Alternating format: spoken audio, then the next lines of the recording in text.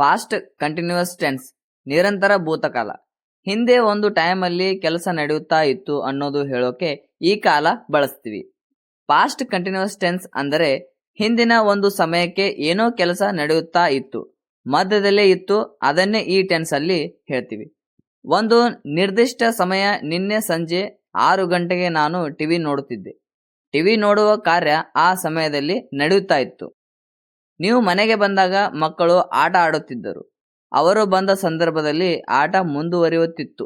ಒಂದು ಮೂಮೆಂಟ್ಗೆ ಕೆಲಸ on going ಆಗಿತ್ತು ಅಂತ ಹೇಳೋದು. ಆಕ್ಷನ್ ಮುಂದುವರಿಯುತ್ತಾ ಇದ್ದಾಗ, ಮಧ್ಯದಲ್ಲಿದ್ದಾಗ ನಾವು ಈ ಟೆನ್ಸ್ ಬಳಸ್ತೀವಿ. ನಿಮಗೆ ಫಾರ್ಮುಲಾ ಜೊತೆ ಎಕ್ಸ್ಪ್ಲೇನ್ ಮಾಡ್ತೀನಿ. ಪಾಸಿಟಿವ್, ಇಲ್ಲಿ ಹೆಲ್ಪಿಂಗ್ ವರ್ಬ್ ವಾಸ್ ವರ್ಬ್ ಬರುತ್ತದೆ.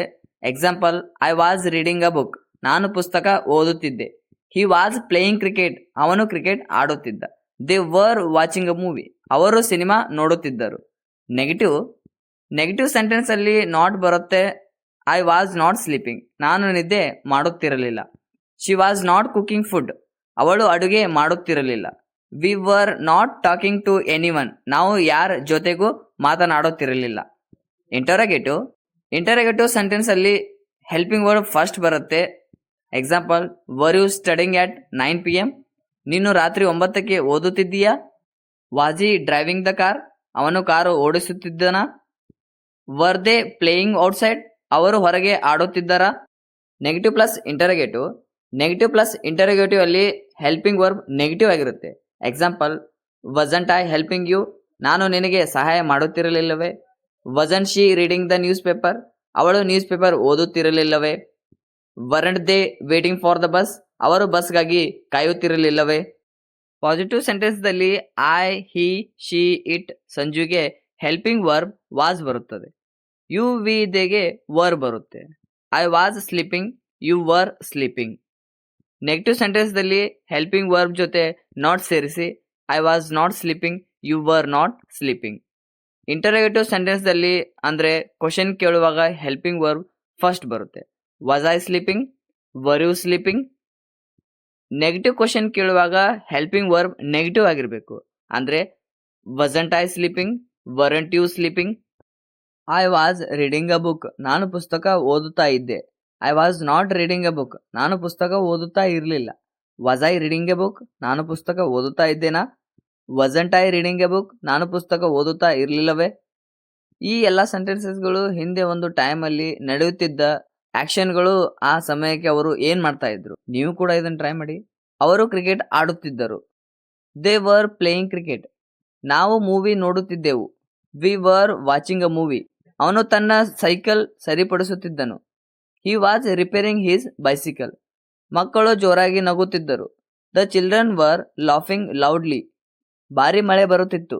ಇಟ್ ವಾಸ್ ರೇನಿಂಗ್ ಹೆವಿಲಿ, ಶಿಕ್ಷಕರು ಪಾಠವನ್ನು ಬೋಧಿಸುತ್ತಿದ್ದರು. The teacher was teaching the lesson, ನೀನು ಫೋನ್ನಲ್ಲಿ ಮಾತನಾಡುತ್ತಿದ್ದೆ. You were talking on the phone, ನನ್ನ ತಾಯಿ ಗಿಡಗಳಿಗೆ ನೀರು ಹಾಕುತ್ತಿದ್ದಳು. My mother was watering the plants, ನಾನು ನೋಟ್ಬುಕ್ನಲ್ಲಿ ನೋಟ್ಸ್ ಬರೆಯುತ್ತಾ ಇದ್ದೆ. I was writing notes in my notebook, ನಾನು ಟೆರೆಸ್ ಮೇಲೆ ಕುಳಿತುಕೊಳ್ಳುತ್ತಿದ್ದೆ.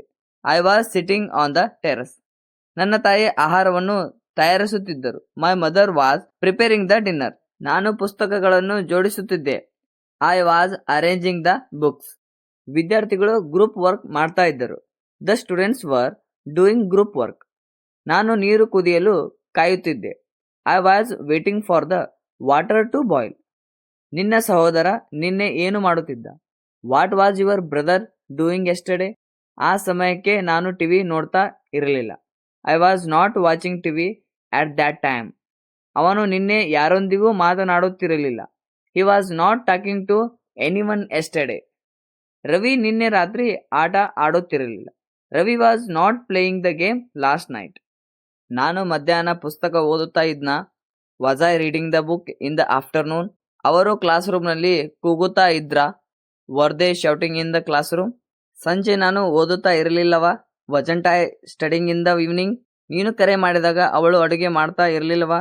ವಜಂಟ್ she cooking when you called. ಈ ವಿಡಿಯೋನ ಇನ್ನೊಂದ್ಸರಿ ನೋಡಿ ಎಲ್ಲ ಸೆಂಟೆನ್ಸ್ಗಳನ್ನು ಪ್ರಾಕ್ಟೀಸ್ ಮಾಡಿ, ನೋಟ್ಸ್ ಮಾಡ್ಕೊಳ್ಳಿ. ವಿಡಿಯೋ ಇಷ್ಟ ಆದರೆ ಲೈಕ್ ಮಾಡಿ, ಶೇರ್ ಮಾಡಿ, ಸಬ್ಸ್ಕ್ರೈಬ್ ಮಾಡಿ. Thanks for watching. See you in the next class.